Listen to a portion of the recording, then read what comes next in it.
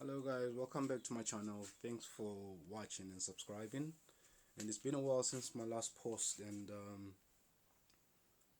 I'm still kind of doing a few projects here and there, but then I haven't been filming them. At the moment, I'm actually currently working on a VW T5 1.9, I think it's a T30, and I bought this car. It had nearly 300,000 miles on the clock, and when I first bought it, it had failed its MOT because of excessive smoke and this and that. And I've done a video on the turbo intercooler and all that kind of stuff just to sort that problem out. But as I was driving it, it started pissing out oil, and the oil light switch kept on coming on and on and on and on and on. And so I decided to take it off the road and just investigate, because it was literally just pissing out, pissing out. And so here it is, all stripped up, and I've been just trying to figure out what was going on. So initially I put this liquid. It's like a fluorescent liquid. You put it inside your oil, then you shine a UV light, then wherever the oil is, it kind of wherever the leak is, it kind of highlights where the leak is, but I couldn't find it. So I decided to pull out the oil, and the oil literally pissed out like water, man. Pissed out like water. So I decided, tell you what, man, I think it's probably either the tandem pump, which is this guy here, or the injector cells. So managed to strip the head, and when I stripped the head, when I took out the camshafts, I mean, you can see this, the buckets are worn, so I've got new ones. It was same as the bearings, which are here. I mean, as you can see, these guys are worn as well, but not too bad, but there's some wear on them, so I've got some new ones. But the interesting thing that I found was more or less what I think was causing my fueling oil, or what was increasing the oil, was the injectors. Hang on, I've got the injectors out here, and if we look on here on the sides compared to the other side, there's kind of a slight wear, and what's causing it is that the injectors are only anchored on one side. If you look on there, it's just one side that the injectors are anchored in. So what that does is actually allow the injector to sort of kind of I don't know, wobble and rub. It won't rub this side because it's anchored, but this side definitely it will, because if you look at it, the only thing that's just holding the injector is this thing here, which is that guy there. Yeah, that's the only thing. So it's kind of anchoring into one side, so it's more or less tilted up. But then when the engine vibrates,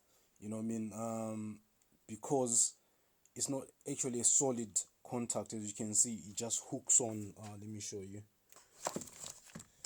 It just literally hooks on to there. So that's the only contact that's there. So as you can see, you've got all this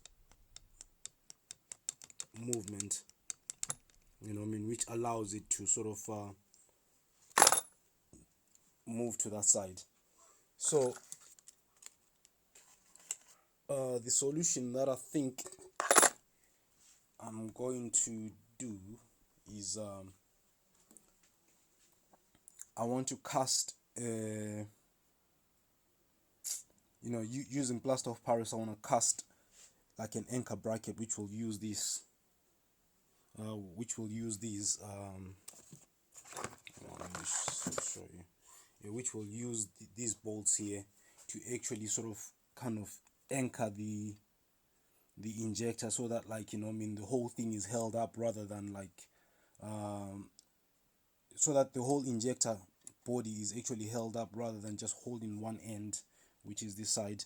But I want to sort of use this B here as my anchor point to keep the injector going up. So I'll use plaster of Paris. I'll cast something which will go around there and get it. I don't know, I'll see if I can find somebody with a 3D scanner to actually scan that for me, then make a CAD file, then probably take it to an engineering shop to create something like this. You know, there's already something in the market which kind of remedies that. But like, as a DIYer, you know what I mean, I'm not prepared to pay £290 for something that's simple, you know what I mean. And I think probably to make it will cost me maybe like a fifth of that, you know what I mean. So it's just a matter of me trying to see if I can come up with a solution that can solve my problem, but at the same time not cost me an arm and a leg. Because, you know, if you've ever done an engine rebuild, you know what I mean, it just VWT5 parts are expensive. I mean, I've got a new camshaft because this one, as you can see, is like it's badly worn. You know, the lobes are sort of, I mean, this one is fine because, you know, you've got the chamfer going all the way around. But then if you come over this side, that's gone, that's gone, that's gone, that's gone, and you can see you've got a funny shape on there. And so I've got a new camshaft for that. So I mean, if you actually add up the whole parts, because I've decided just to do the head gasket as well, you know, I mean, those things add up, you know. I've got some new valve stem oil seals.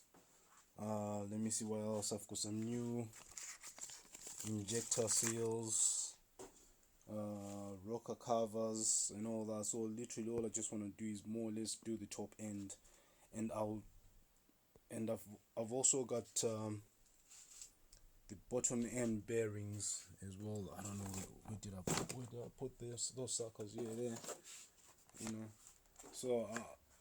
So I'll do the crank bearings as well, you know what I mean. So just do as much as I can while I'm still here, so that I don't have to go back again. And I've also changed, you know, the clutch as well, you know. And let me see what else. So yeah, so this is where I am at the moment, and this is the beast. You know, it's a long wheelbase, and definitely I need to change these guys because they're as bold as my head, you know. So when I fabricate or get this thing machined and made, the anchor for the injectors, what I'll do is I'll post the video. Actually, what I'll do is I'll try making sure that I document the whole process, so that, like, you know, if it's something that you want to do for yourself, because just looking at the forums, this seems to be a very, very, very common problem with these PD injectors.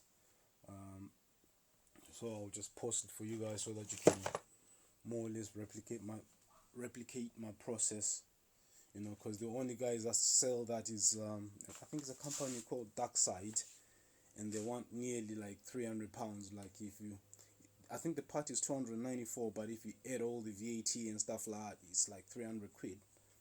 So I'm not prepared to pay that, you know.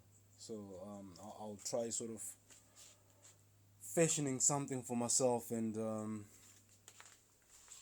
hopefully, you know, I can pull it off, you know what I mean, then show you guys how it's done, you know.